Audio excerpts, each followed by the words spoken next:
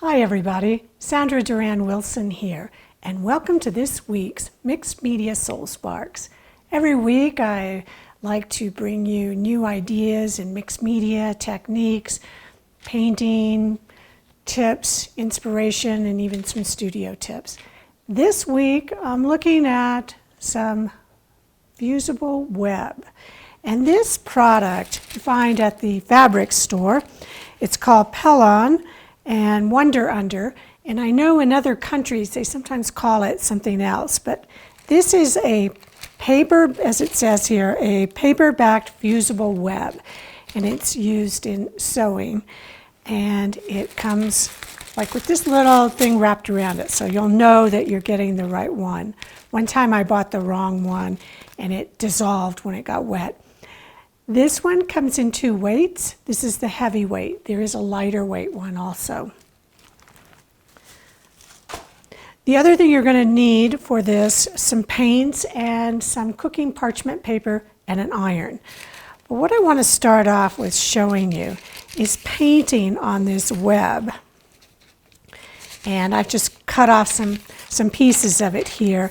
And the two things I'm going to be looking at are using thin applications of paint as opposed to thick applications. And I've got, let me just move this board out of the way. I'm going to be using some Quinacridone Gold, white, and Payne's gray. And these are fluid paints. You can see I'm just putting them directly onto the paper, but, well, that's the wrong white, so I need a different white. But maybe I can make it work. There we go, that's better.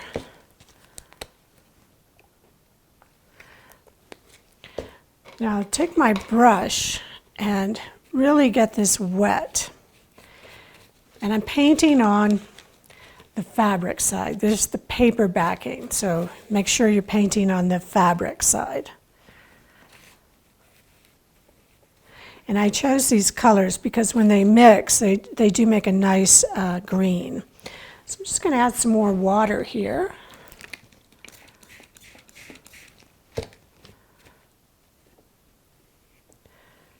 And you might think, well, this looks a little thick, but it's sitting on the paper backing. So when I pull the fabric off, you're going to see how thin the painting application is. But I want to leave it on this paper backing while it dries, so you can see that it's going through to the back. And I'm going to spray a little more water. One of the things I'm looking at is this paper backing. It's going to kind of wrinkle up, and it's actually going to create a rather interesting textural effect on the fabric, or the fusible web, rather. Oops, that's another way to mix it. You can just flip it over. Now this is just going to have to dry. Do not use any kind of heat to dry it, because then you'll melt your web. But do you see what I'm talking about, where it's starting to get kind of this ridge going on? And let me show you a dry piece. So this piece, let me match it up here for you. This piece was painted on in rather different applications. Here it was rather thin, here it's a little bit thicker. But I peeled the web off, and look at the paper backing. The paper backing is actually rather interesting, and you could use this as a collage element. However, I don't like the texture of this paper so much. So what I would do is I would go down and make a laser copy print from it.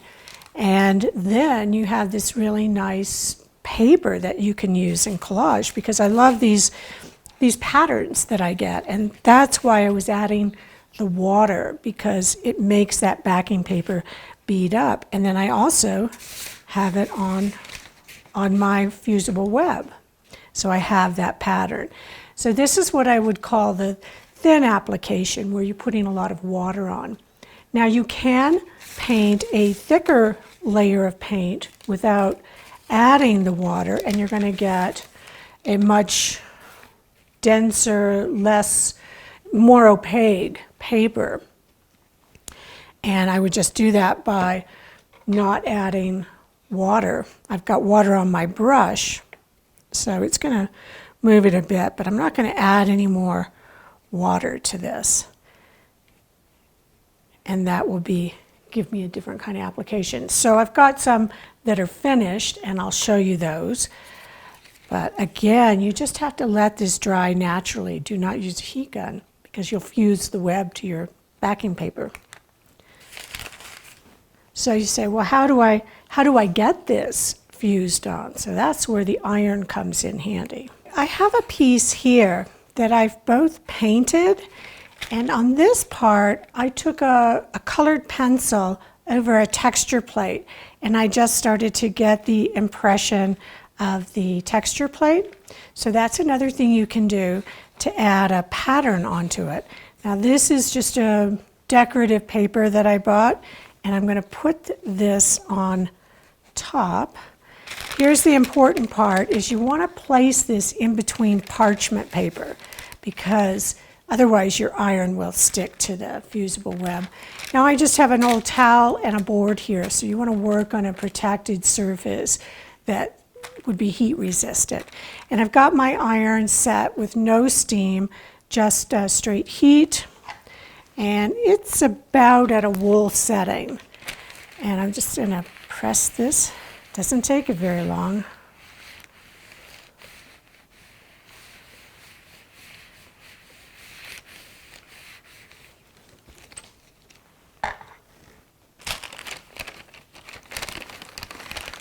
And then I'm going to peel this off. So I barely even touched it up there, but it is fused onto this paper backing. And I can see some of that gold coming through. So let me show you another way of using it.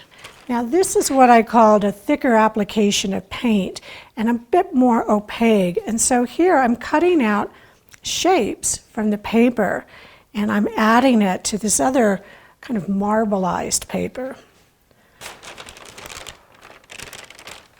Let's put that under there.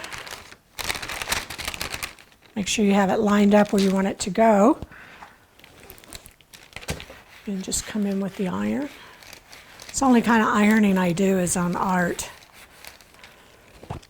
Let's see if that was enough. I think so. So now it's adhered to that, and I can cut up different pieces and put it to where I want it. I can see some of that background color coming through, but this is much more opaque than the other paper I used.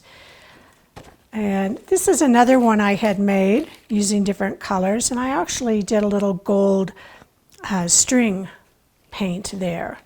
And let me show you that one. So this was the more opaque.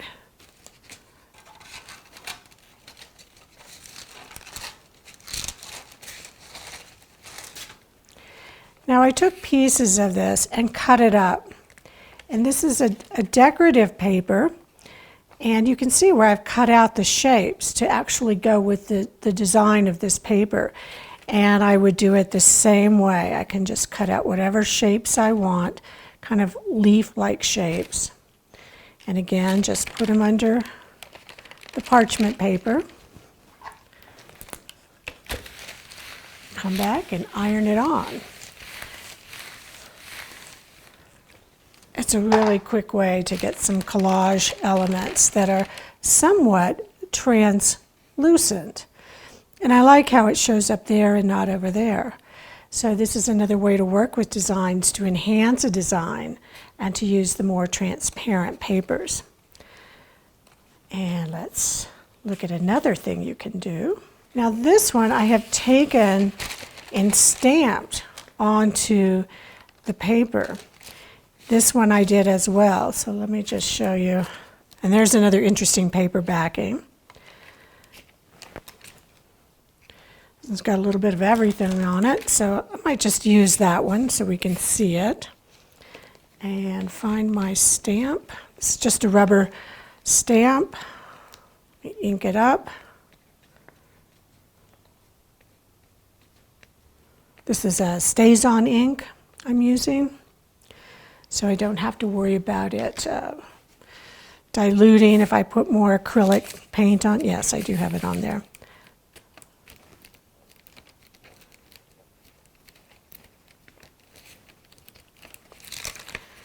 And it does get a little transparent because it's going through to the background paper. But could just be I didn't have it inked up well enough. Try that again.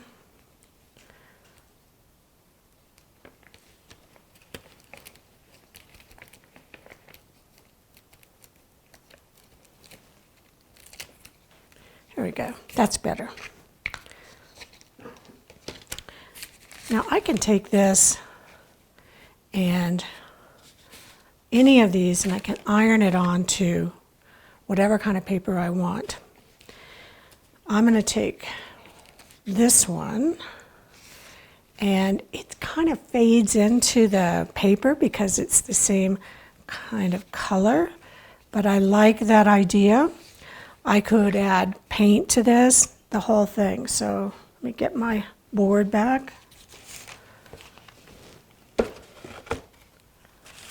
Oops, I'll just keep that like that. I need the parchment paper. Make sure it's cooking parchment paper. I'll just tear this piece off. Keep that for something else.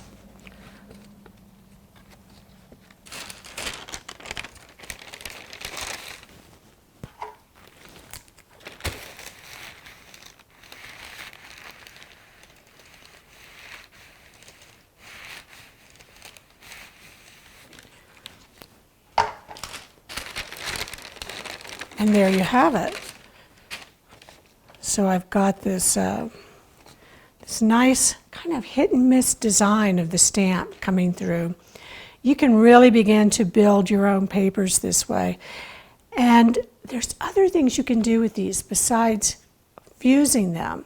Let me just show you one idea. And this is one I've already made, and I'm going to show you how I did that. So let me get a piece of the fusible web. Again, you're working on the paper side, and I'm going to be using molding paste. You could try any kind of gel or paste that you want. And I'll just put it right in here. And I like the paste because it's got a nice thick viscosity that I can get a good impression with the stencil. Now, of course, you could use a stencil and apply paint like you would using your stencil on a painting too. There's so many possibilities. I can't go into all of them here, but if you're intrigued by some of these, I do have classes on the Awakening Your Creative Soul website that I invite you to pop over there and take a look. All right, that kind of went off by. So this, I would let this dry. Again, you want to clean off your stencil right away, and otherwise the paste will stick on there. And after this is dry, that's when you come back in and you paint it. And that is what I did with this piece. So what happens when you paint this, now here's the side with the paste. When I brought the paint over this, it stays onto the paste, the dry paste, and I can blot it off of the fabric. So when I go to put this onto a painting, and I'll show you a finished painting from this, you can see that I get a little hint of color, but the paste really shows up. Now, if you're not fusing it, if you're just using a gel to adhere it, it doesn't matter which side you put on there. So you can decide. The other beautiful part about this is you can cut out any size you want. So let's say you just wanted a few little pieces. You could cut those out and add that wherever you want. So I just want to leave you with a couple of other ideas of things you may do. And Here is one that's kind of like my clean off paper. I can just take and put one of the pieces like this over it. So if I wanted to iron it on, I could do that. And you can see how all those colors pop through. I could take, any of the pieces I've made and put it over these brightly colored papers. This is just a piece of aluminum foil that I've taken and fused a stamped project on top. Just regular foil, and you can take that and just iron it on. So isn't that a great idea? Now this one, lots of great things going on in here. So if you like this one, I have a gold leaf class that I'm going to show you how to actually embed gold leaf, ribbons, all kinds of things. So pop on over and check out the gold leaf class. But fusible web, you see what I do is I always throw things on top of wet things. Now let me just make a note of this before we leave, because this you're going to want to pull off of the backing paper before it dries. Otherwise, it's going to stick to your backing paper. So you want to pull it off. Keep your backing paper. Set this maybe on some plastic or something to dry. When it's dry and you want to paint this again, then put it back onto this paper. But don't leave it on there to dry. The same with your painted papers. I leave them on there long enough to get that nice kind of wrinkled effect, but before they're fully dry, I peel them off. Otherwise, they tend to tear. So those are your tips for the week with fusible web, and I bet you can come up with some other things to do with it. And I look forward to hearing what those are. So please let me know what you find and take a look at the other classes. If you like the video, please share it and like, and thanks for joining me this week.